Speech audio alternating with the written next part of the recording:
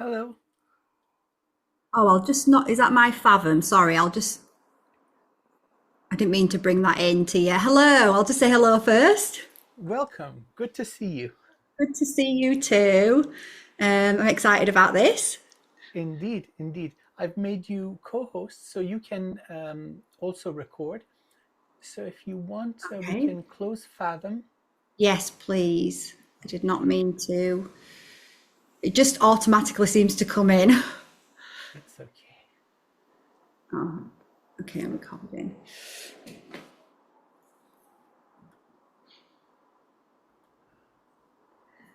I think in participants, let me have a look. I should be able to remove, or I can remove it. Remove. There we go. Okay, there. Excellent, excellent. So welcome. Thank you. I'm so I've happy been to looking be here. forward to this conversation. Me too, me too. Really excited. Let's begin. I'd like Okay. to start with welcoming our wonderful audience. Whoever sees this in the future, hello, we love you. Thank you Yes, for your time. hello. I've got a wonderful guest, a very, very capable master healer, Corrine. So I'll let you introduce yourself a little bit if you would like. Yeah, definitely. Thank you. And hello to the audience as well. I'm really happy to be here. My intention really is by sharing what I do, who I am on my journey, that I can bring through my healing codes to the audience in the most engaging way possible. I like to see healing as a fun journey. And yeah, so my name's Corinne, as already introduced. I am a healer, and I call myself a quantum Akashic soul hypnosis healer. So I work primarily with hypnosis on quantum journeys. So I'll just kind of give you a little bit of background on how I do that, or what I do, and then perhaps we can dig into the journey to get to this point, because it's not always been the case. I actually worked 22 years in finance, in corporate finance, which was where I started my career until I started to retrain and move into the healing world. So as I started to awaken, I always say when I'm sharing about my journey on my own YouTube channel, that it was almost like the first 35 years of my life, 36 years of my life, I was like undercover, and I was so undercover that I didn't even realize it myself. But as I've awoken to who I am, I've realized that nothing's wasted, and it was, absolutely needed, all of those experiences that I went through. So I am grateful for them. So when I first started working in the healing arts, I trained in hypnotherapy. So that was the first modality that I trained in. And in fairness, that is the only modality that I've actually done any sort of professional qualifications in. Everything else has kind of evolved organically for me. And I started with hypnosis, but then I soon started to realize so that was primarily working with the mental body and the emotional body. And for me, even though I was always aware that I'd been here before, I had that knowing inside of me that I've been on this planet before, that wasn't part of my world growing up, really. Even though in my family they did believe in the afterlife, I wasn't around any spiritual people, let's say. It wasn't part of my world, but I just had this knowing, and I had some experiences which I can talk about as we move on. And that kind of led me to hypnosis, because I absolutely was fascinated by past lives. So as I was starting doing hypnosis and working with the mental and emotional body, I started to realize the soul was missing from that. I was like, where's the soul? Where's the spirit? And I naturally started to evolve that, and just through working just by the healing that I was doing on myself. So that the healing modality that I've created is my own framework. And it's really through my own journey of reconnection, of healing my own body, and starting to, so whilst spirituality wasn't in my life, in my early 20s when I found hypnosis, I was almost like in the closet, let's say, spiritually. And I had to really reconnect with that and go through all those programs that made me feel fear of speaking about the things I felt inside myself and that I knew, the fear of being ridiculed. I think, you know, obviously as I've gone through my journey, I can reflect, and, you know, you can watch the mainstream culture in the West and see that spirituality is very ridiculed, the spirit is ridiculed, the soul is ridiculed. And I had to really work for them, but thankfully that took me to eventually, I realized I had a natural gift of connecting to people. And when I worked with people and I would introduce, so I was kind of a traditional hypnotherapist on the tin, but as they came to see me, where I felt clients would be open to it, I'd introduce them to the soul, and I would then start connecting to my guides, and information would come in, and I started to realize that for me, the framework that I've developed, which has evolved over time. So I'll just tell you the framework. It's evolved over time, over my own journey. So it's quantum Akashic soul hypnosis. So I basically create a hypnotic trap, but it blends in meditation. So it's a blend between hypnosis and meditation, where I'm working with all bodies, emotional, mental, spiritual, light bodies. I'm working on all dimensions. And I start with relaxing, because what I started to realize is many people's bodies, well, they're disembodied, they're out of body. People's nervous systems, and I've been through this myself, nearly having 2 nervous breakdowns on my journey. People's nervous systems really needed, before you can even start healing, your nervous system needs to feel safe and calm. Your body needs to feel safe. So I started to learn that very early on when I was working with clients. So my framework that I have now goes through a few steps, where first of all, I'm relaxing the mind and the body. And we take a proportion of that time where I spend on real deep breathing, where I'm reconnecting the client back to the magical sacred breath, and really getting them to see the breath in a different way, because it's so, again, the breath, it's such a simple, critical tool, part of us, and it's so again just not focused on in our lives. So people just see it as being this ordinary breath, and I'm like, it might seem ordinary, but it's the absolute opposite of ordinary. So we spend the time reconnecting with the breath, which obviously helps them to relax. So I'm working on multiple layers here, and a lot of people are really stuck in the mind, which was me as well. So it's really what I've learned to bring myself out of the mind and into the body. And really it's when we get into those subconscious realms, into this kind of energy world, when we can start to really rearrange the architecture of what's inside the body, and start moving things out of the body, you know, by bringing in that light, changing things inside. So we go through, and then I use an eye technique, which I did learn in hypnosis actually.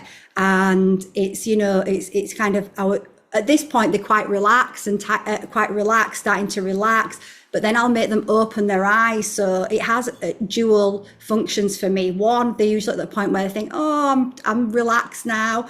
But as they make that last bit of effort and they open up, and it starts to, I get them to do a few deep breaths, and I'm giving them suggestions at this point as well. This is the last bit of effort. So I'm embedding these suggestions. This is your last bit of effort. Just really look up as far as you can. You're looking past what you can see. So I'm opening up. We're going to go into a space that is beyond what you can see with your physical eyes. And I'm connecting them to their spirit, their higher self as well. And saying, you know, you're giving yourself permission to really bring in your own soul, your own light. And then I get them to, I'll just show you, I get them to close their eyes while looking up. So it's kind of like, and it kind of mimics when you're going into REM, and as you're going into a deep state trance, if you look at someone's eyes, you'll often see the white.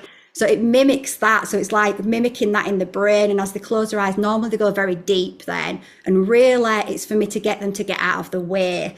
Because I explained to I explained to the client, you know, it really is your soul, it is divine source, it is your body's higher consciousness that knows exactly what to do, and that is doing the healing. Your human aspect really has to create the environment to do that, because it's up to you as the human to allow yourself to be disciplined enough to go into these states of meditation or hypnosis.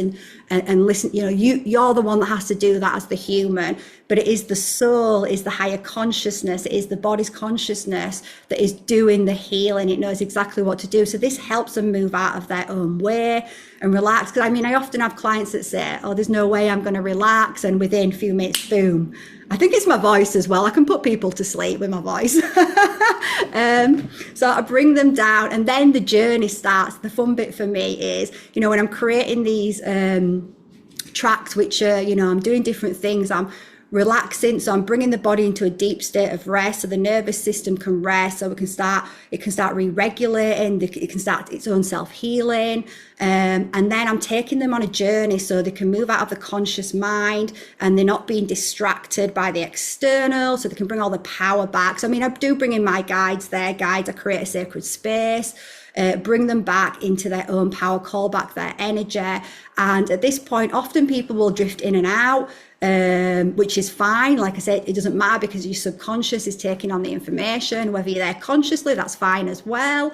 And then I take them on a journey. So I see the inner world as this vast landscape to be explored. So as we're going on that healing journey, you know, I see in my mind's eye, I see journeys, and this is what. So right now I've been really reconnecting back to my roots in terms of my connection to the tree lineages. That's really been coming online for me the last particular 6 months, and through that I often will enter into a tree inside the inner mind, and as we're walking down the tree, so I'm taking them down deeper into the body. I'll be bringing in different energy rays. I mean, I use the red ray a lot, so I did hear you, Dr. Amir, talk on one of your podcasts about the violet ray, but say really the red ray is very suitable for most beings. So it's interesting because I didn't know that, but intuitively I was always guided to work with the red ray on people. So I would take them down, and we might be using crystals, we might be there's different things going on, but it's always an adventure while we're healing, clearing, activating. You know, often like the first session is often about working with getting the body to feel safe, working in the roots. So I'll often start a sacred fire in the roots so we can start warming the body, and that's when I'll bring in the red ray, and I often activate that, so that continues throughout our session. So, and I connect it to the breath, so that as they're breathing in, they're stoking that fire, and as they're breathing out, they're moving it around the body. So they'll go on a journey where I'm embedding certain things, I'm taking things that have happened to them, and I'm changing it with the light. I'm getting them to restructure it in a way that is actually based in truth rather than in the illusions that we take on. So that in a nutshell is the quantum journey that I take people on. Beautiful. Through my quantum Akashic. It's really fascinating that you have, through your experience and your understanding and your connection to your own infinite soul, you've downloaded something that seems to be eternal. And of course, you have your own personal flair, your own artistic creativity, but that seems to be the last part of the journey. You're tapping into something that many people throughout history have managed to tap into. And so this is really brilliant. It's confirmation for all of us, and for those that are hearing, that in my understanding, I'm doing pretty much the same type of thing. But then the last step of the journey, we translate it differently. But this is really brilliant. I love that you mentioned that it's the person that does the healing. That is true. Yes. We're just basically reminding them, facilitating the journey so that they can reconnect to their own brilliant healing abilities. This is really, really fantastic.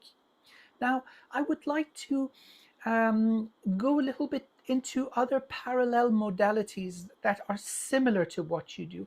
So namely, Dolores Cannon and her QHHT, she's very famous, and although she's not with us in body anymore, very sweet lady. And do you think that she was also tapping into something similar? For sure. And like I said, I really came to this path through my love of past lives. I remember very clearly when I was at 22, this book came into my consciousness called Destiny of Souls, and it was a Michael Newton who created an institution, Life Between Lives, and he was a medical doctor, and then he just spontaneously regressed someone into a past life, and he was very skeptical, and then he went on this huge journey, and his book Journey of Souls came into my lap. And and as I was reading it, I was just like, oh my God, this is all the things I've known inside about. We've been here. However, one thing that did keep running around so I'm going to get there and answer your question properly, but this was just coming in, but one thing that was running around my mind was, how many times have I sat here and thought, what lives have I had? And I thought, that's almost like torture. At the time, I didn't realize about the overlays and the infiltration, but yeah, so from that, I read so many books on past life hypnosis. It led me to Laura's canon, and I actually had a session. It probably was like 15 years ago. And because I'd read so much about it, and when I started training in hypnosis, and I just had a natural affinity to be able to do that work. So I actually applied to do a qualification in it, but I didn't get into the school at the time, or it was a past life school. And I realized I was being rerouted to go down the traditional route to start with. And I actually started working with clients and using kind of Dolores's techniques and other past life techniques, Michael Newton's techniques and stuff. And yes, absolutely, because and I use this with my clients as well, particularly a cancer patient I worked with. I asked her if she was open to me taking a deeper and bringing in, so what Dolores would call it was a subconscious. And I think later she would say that's the higher self, the soul that she was tapping into. So yeah, absolutely. She'd move the conscious mind out of the way, basically, relax the client, and then call in that higher source power. And then you can get so much information that is so healing and transformational for the client. So I've done I've worked with clients myself that have, and had some really profound sessions with healing things they haven't been able to heal in this life, because it's related to past life. And sometimes just seeing it, just knowing it, just creates so much peace in the life that they're living right now. So to answer your question, sorry, I went on a bit of a tangent there. Yes, I do think that she was tapping into that 100%. Wonderful. There's something really, really powerful with getting out of our own way. Yes. So the first benefit of this type of healing is to the self, for the practitioner. Yeah. And so we benefit from it first and foremost. And then the techniques that work for us, then they can be applied to other people in the form of clients. So I suppose that our journey of awakening as holistic healers, as shamans, it's experiencing trauma and then fixing it in ourselves. Right. Completely. And so, the price of healing is to feel what you are healing. Yes. If you don't feel it, you have no idea. That then will give you so much empathy towards the patient or the client, the person who's receiving it. This is very powerful. Now, your modality has a strong connection also with the, again, quote unquote, scientific world. We both have scientific backgrounds, and we must be honest, there's a lot of dogma. There's a lot of refusal in this sort of established way of thinking. Right. But hypnosis is a beautiful, let's say, gateway between the two worlds. Yes, it's a beautiful gateway. And when I first kind of dived into it full time and left my finance job, and a lot of the clients that were coming to me, and I had been obviously, as I was working in finance, I was doing it on the side, and anyone I could hear about that had a problem, I was like, hey, you want a session? I can treat you for free. And I, actually one of my, a client that I worked with then, that's where one of the clients, she'd come to me. So it was my friend at work, it was her daughter. She came to me because she was having these blackouts, and the medical institution couldn't find anything wrong with her. Like, they'd run all these tests and they couldn't find anything wrong, and there was something to do with the salt in her body. I can't remember what, but they couldn't give her any medication. And I was like, that's a good thing. But I didn't still fully appreciate the power of the work that I was moving into. But we had 3 sessions, and it was so powerful. And just by working with her emotional body and seeing the trauma that was in her emotional body, and actually bringing in the light, bringing in the higher perspective, using source, using a soul to change the architecture within her. Within 3 sessions, and I worked with her as well, like as a soul guide as well. I would send her soul guidance, and through my own experience, to help her build this self-belief. She was very depressed as well, had very low self-belief, but I saw what happened in childhood translated to her then being bullied in high school. And it was actually, I could see how her mind, these bullies followed her to college, and I just could see how her mind was blacking her out, because really the mind just wants to protect you. And I've learned this on my journey as well. The mind, its number one job is to make sure you survive on the planet. So the brain is wanting to protect you.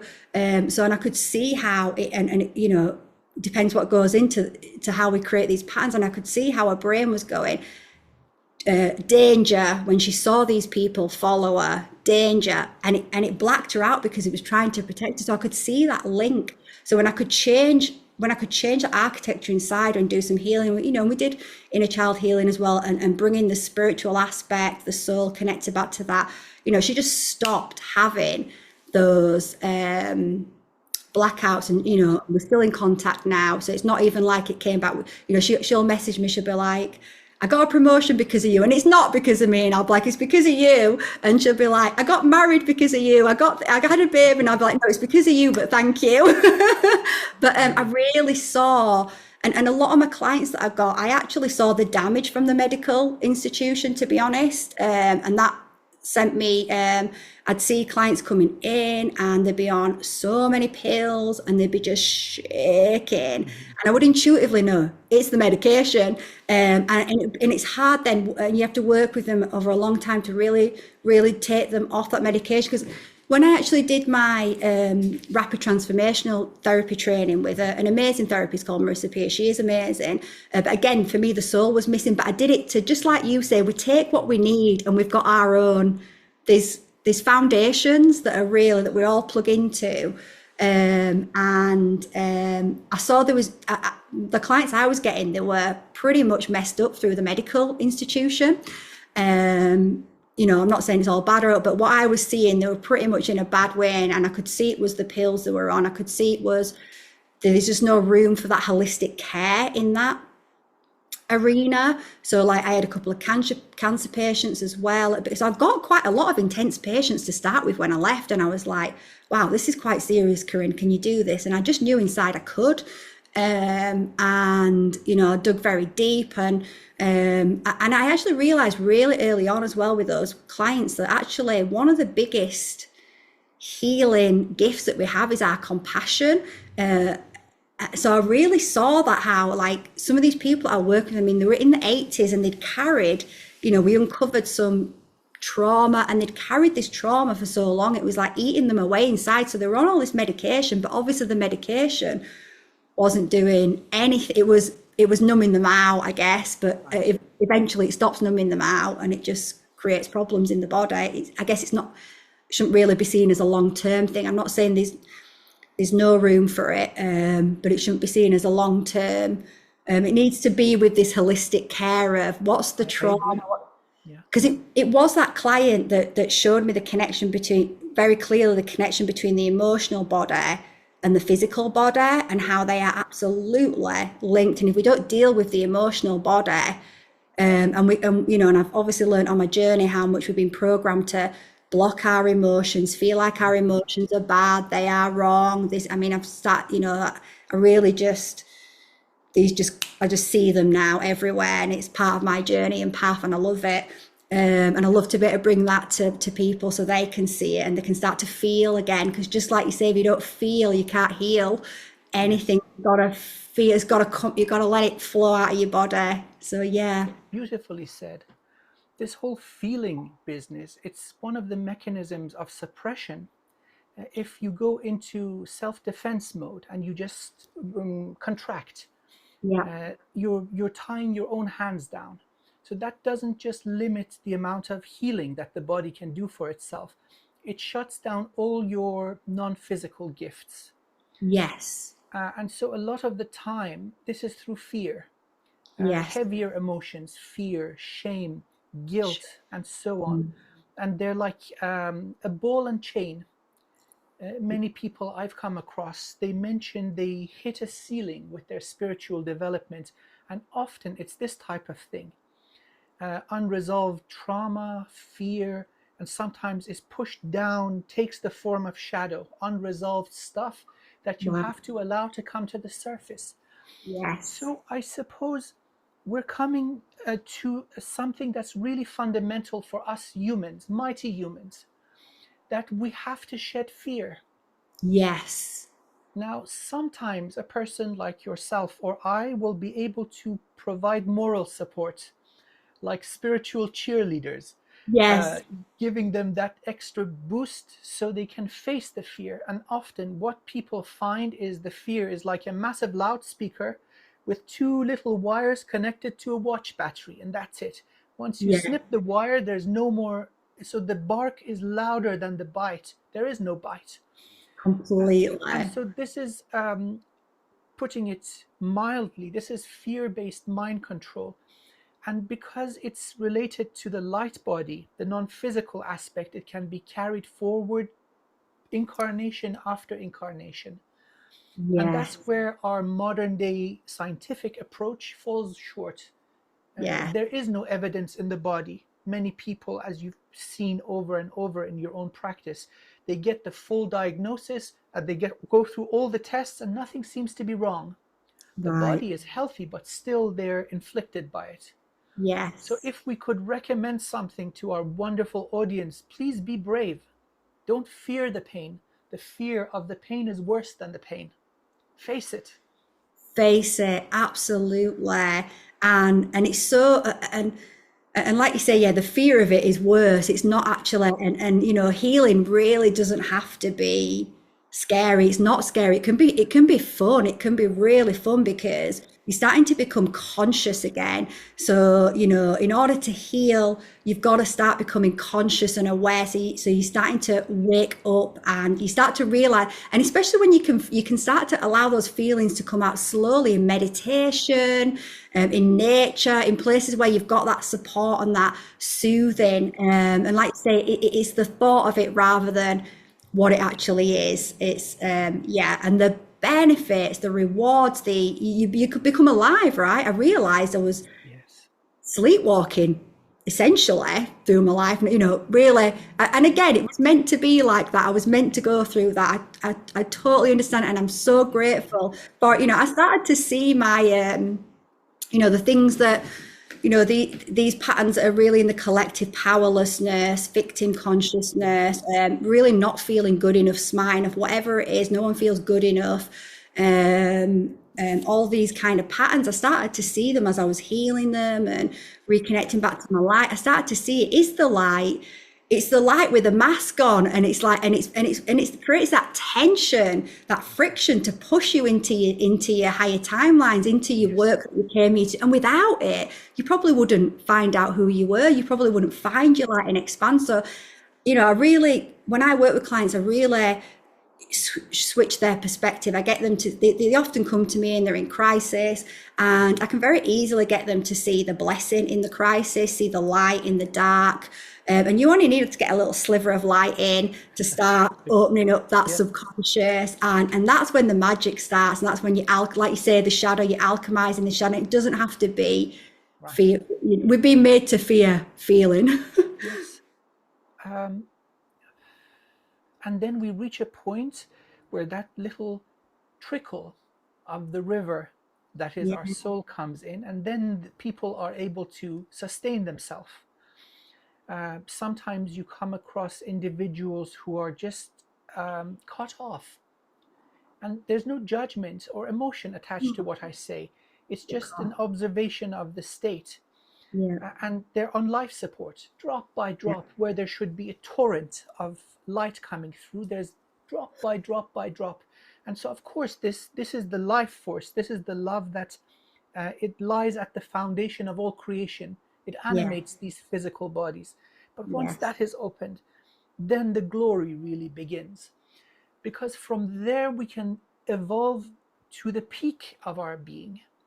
reach Yeah. states where we have never reached before. And Right. so looking at this whole human experience, it seems that we have come here exactly for this purpose.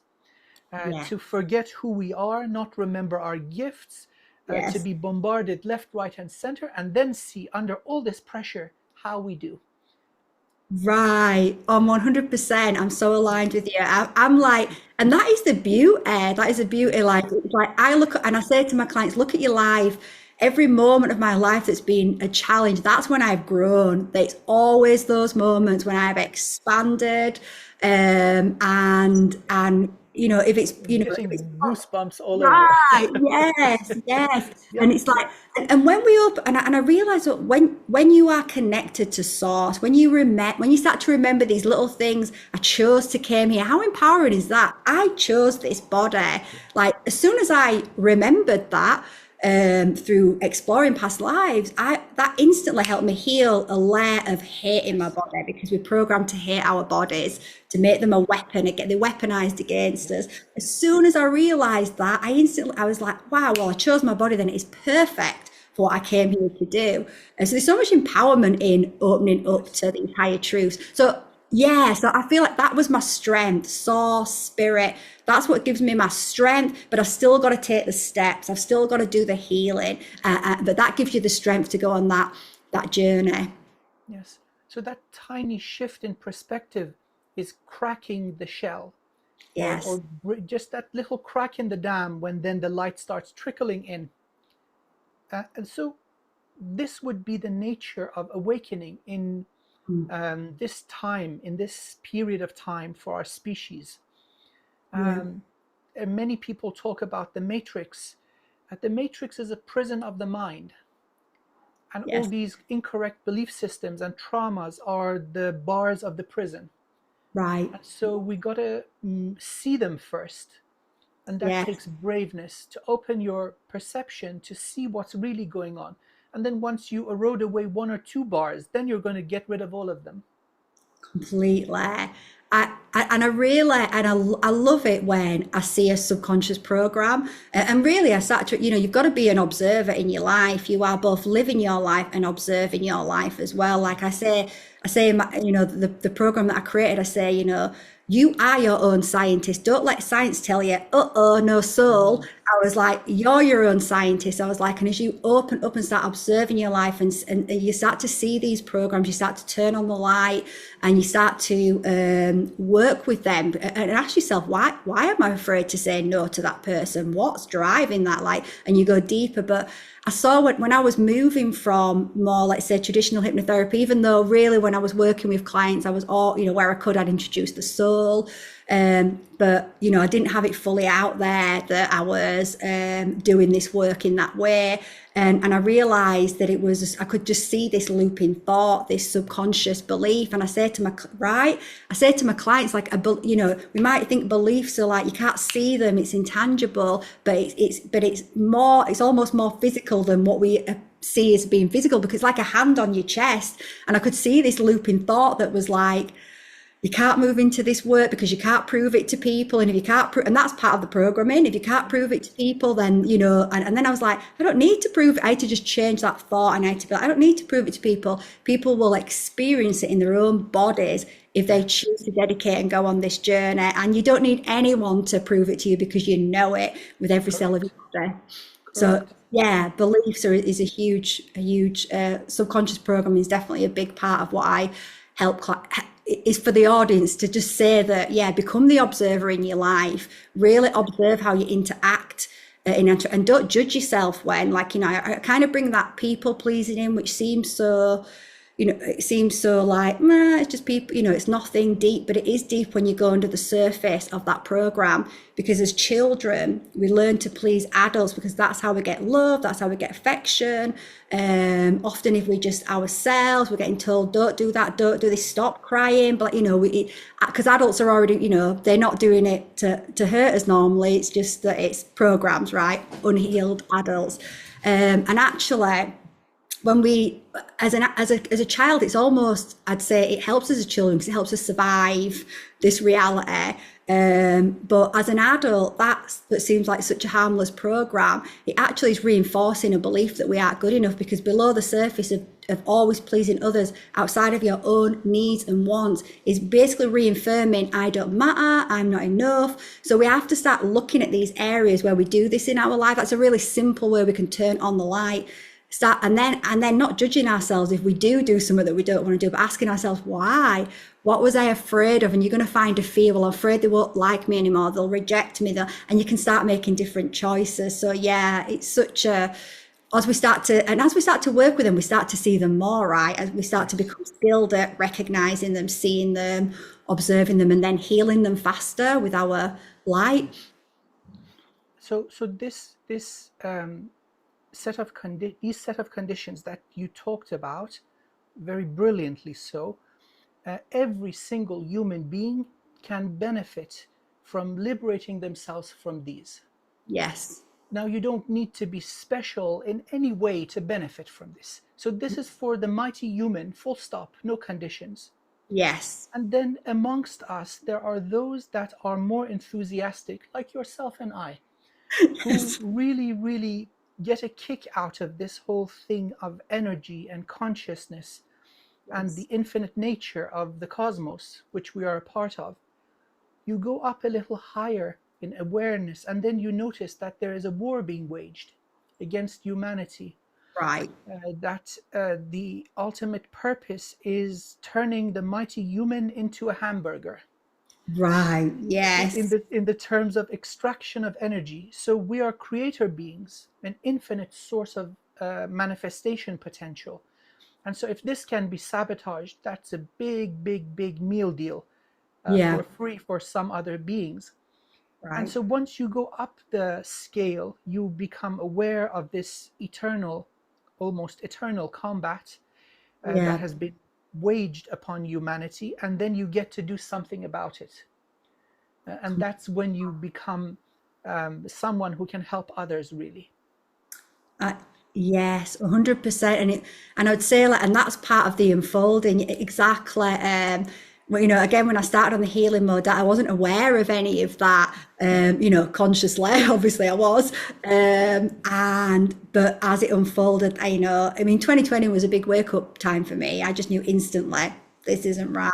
And that sent me on. And actually during that time, I love that time. During that time, all my beliefs were shattering, and it was painful because everything I built, it's hard for people to let go of their beliefs because they built the whole life around it. So it's like, but it's the and the universe comes in, right, and helps us to do that just with 2020. But I started to get that awareness that this is for a bigger purpose. I started to see, well, it's awakening me. If it's awakening me to this level, then other people are awakening right now. And this is the purpose of it. So we can awaken and actually start to help humanity to ascend, which is, the destiny of planet Earth and humanity. Because just like, I love how you call the human, the mighty human. I really, really love that, because I've often sort of described it as the new human, but it's not really new. It's reclaiming who we are, mighty. So I love that. I love it. So we can probably put out an energetic statement right now. Humanity is not an all-you-can-eat buffet. We are sovereign creator beings. We are aspects of source. And hear us roar. Hear us roar. We do not consent to any assumed or consumed consent. We withdraw it all. Absolutely. More goosebumps. This. I just wanted to really bring this through for the audience because, one thing I did discover as well as I was waking up and healing and going on my own journey was that trauma has been really normalized in society, so that people don't even think they've got trauma. They don't even think and I know that's really changing, but they don't even think that's part of the mind prison. If people don't even think they've got anything to heal, and then they're never going to do it. And I realized how trauma was really portrayed as being in a war, and obviously that is trauma. Of course, that is trauma. But actually, I started to realize trauma is much more mundane. It's literally just coming into this reality and the environment that we're in and the conditions that we're seen. So I think, you know, really, I mean, if you're watching this, then you're most likely on your healing journey anyway. Oh But yeah. just to say for the audience that, like, yeah, we all have that, and that trauma, but it's there for us to find our light and heal it. And as we do that, as we heal our bodies, we heal the planet. As the planet heals, we heal. So it's that simultaneous relationship that happens, which is just beautiful. And something else, just to bring in a ray of hope and joy into this whole thing. Imagine a slave, a prisoner with shackles around their wrists and ankles. As you remove these, the healing is painful. And so initially, something is blasted away, and it Mm, may not be easy to immediately see what's going to replace it. But I yes. guarantee you, you said this, I'm just going to repeat what you said, that the universe brings something else in, something else that is more natural and it is more beautiful, that freedom. Yeah. I love, Sometimes we're used to running on the treadmill, right. and then if we don't have to, we still want to run. It's just Yeah. habit. And so Right. there is a period of time after the healing that the body is integrating the new energetic state. Yes. So we need to be gentle with ourselves. I would strongly recommend that our wonderful audience try out a holistic healing session by a practitioner like Corinne, that has lots of good reviews, has been in this Mm, business for many lifetimes. It yeah. will revolutionize your understanding of who you are and what you are. So this is something that will benefit everyone. We've got to be prudent, and we have to be logical. There absolutely is a case and place for 21st century medicine. This has expanded our natural life expectancy from around 35 to over 70 years. So we're taking full advantage of that technology and wisdom and the scientific method. But the brilliant thing is that the scientific method also applies to holistic healing. Yes. So, what are the conditions? We can use statistical approaches. Is it reliable? Is it repeatable? Is it independent of the person that is doing this? The answer is yes. So, they do stand the scrutiny of the scientific method over Yeah. and over throughout history. So, it is something that I would strongly and respectfully recommend to all our audience. Please investigate. Don't trust anyone or anything. Hey, just dip your toe in, see if you like the water, then go for a swim.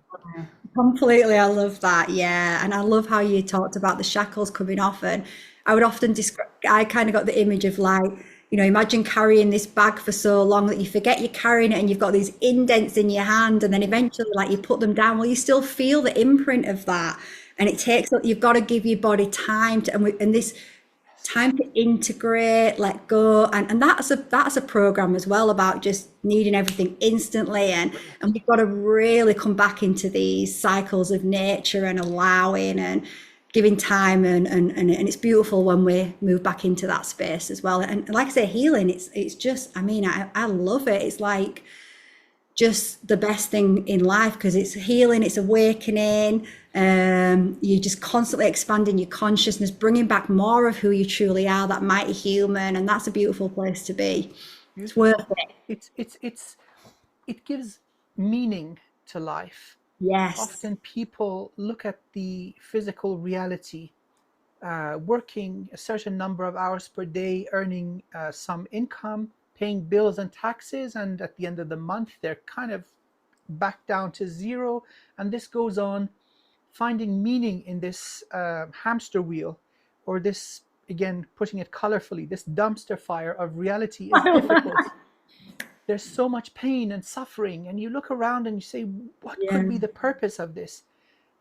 And then once you discover what the purpose is you. This is all put together to make you stronger. If you can overcome, then not just you as a human aspect, but the infinite soul gains a badge of honor.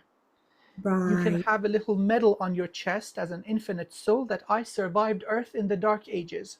Right? Right. Now that That is is an something. honor.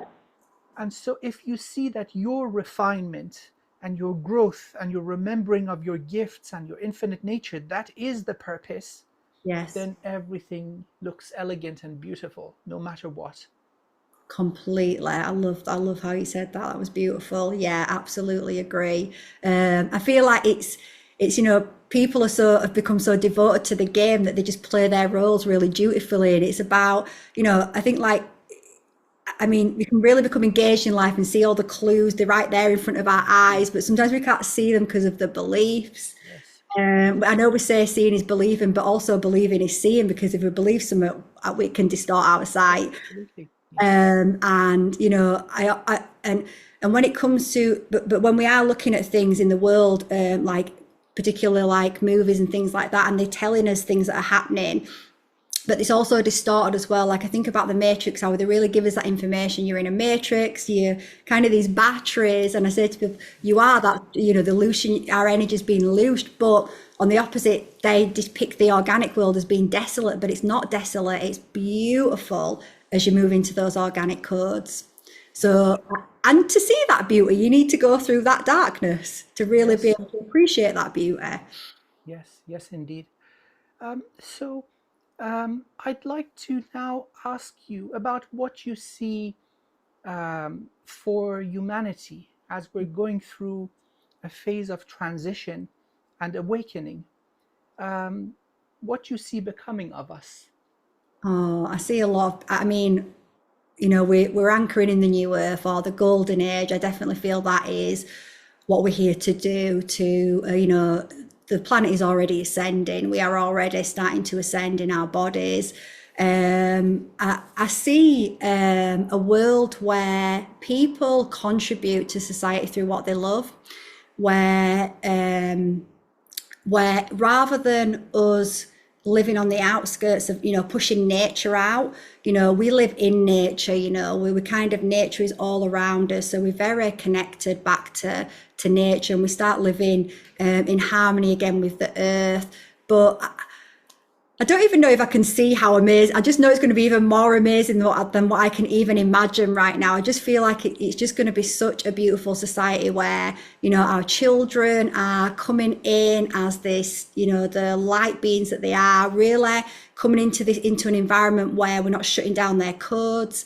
So from a very young age, children will start to, move fastly into the mighty human. I see we're going to be able to, teleportation, just being able to, move around the planet, go off planet.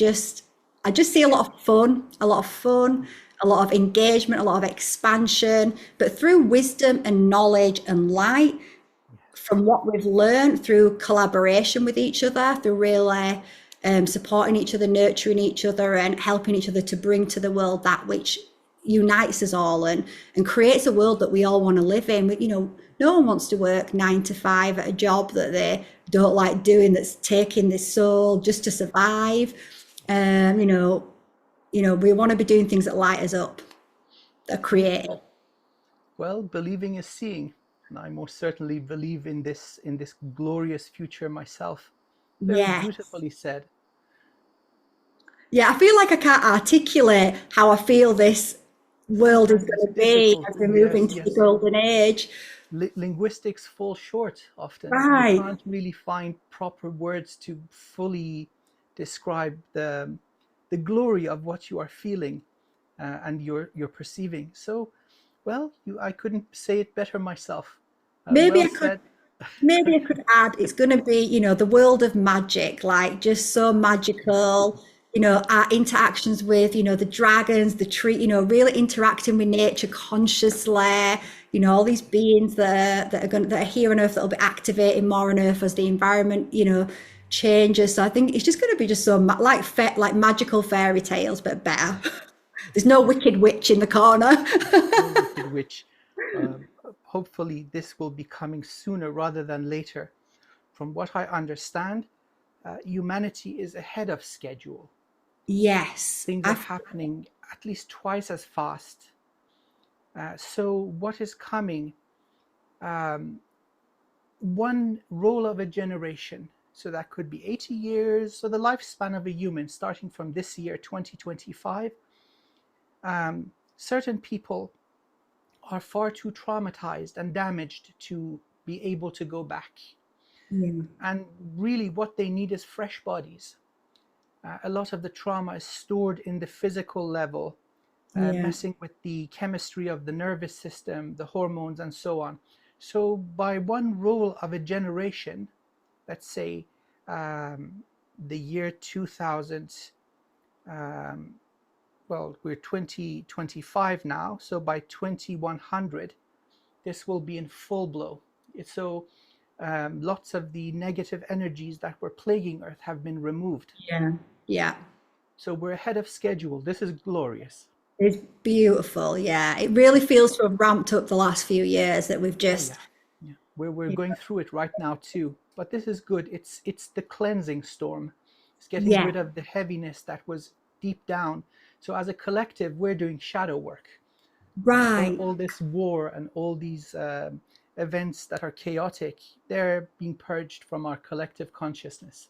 Yeah. So this is good. It is good. It is good. And I translate that message to my clients as well. And I say, like, the fact that we can see all this is brilliant, because this means there is so much light on this planet that we've seen what was always there. It was just hidden in the shadow. And that's the same with our bodies. And if we, and it's still there. And actually, when we can't see it, it's directing our life. When we can see it, we can heal it. So we can change. So yeah, I love that we can, even though it feels like chaos, it's a great sign that we're now seeing these shadows. So as a collective, we can say, no more. We're done with that. Beautifully said. Absolutely. Yes. You've never done that. Yes, indeed. So, Corinne, is there something that you would like to add as some final comments to our wonderful audience? A message that you'd like to give people? Yeah, so I guess my message would be that, in order to really serve the collective and humanity in the earth, we've really got to put ourselves center in that. And if we dedicate ourselves to ourselves, then through that we dedicate ourselves to each other. So I really want to encourage, it's never too late, at all. We're all meant to awaken at different points. And, I completely revolutionized my life from working in finance for 22 years to, being a quantum Akashic healer, and I'm doing stuff that I love now, and I made a commitment to myself to free myself from the mind prisons and the false matrix and move into the organic matrix, and that is happening because I just decided that's what I'm going to do. So just decide that you're going to do it, and the universe will align you, and then just have courage. Courage has been one of my biggest amazing energies that I've worked with on my path. Courage has allowed me to take those steps, and then you expand. Have courage, be devoted to yourself, know that things take time. It's and it's worth that time, and just do it. You can do it. Oh yes, beautifully said. And where could our audience find you? What would be the best way to get in touch with you? Yeah, so my website would probably be the best way. So it's www.simple-change.co.uk. I could maybe send you the link, Yes, of the course. description. So you could get in touch with me I've also got a YouTube channel. The handle is Corinne Henderson. So if you just type in my name, you should find my YouTube channel as well. So yeah, either of those places you could find me. Amazing.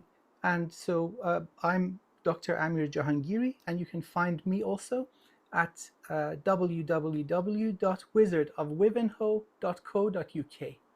Also a YouTube channel.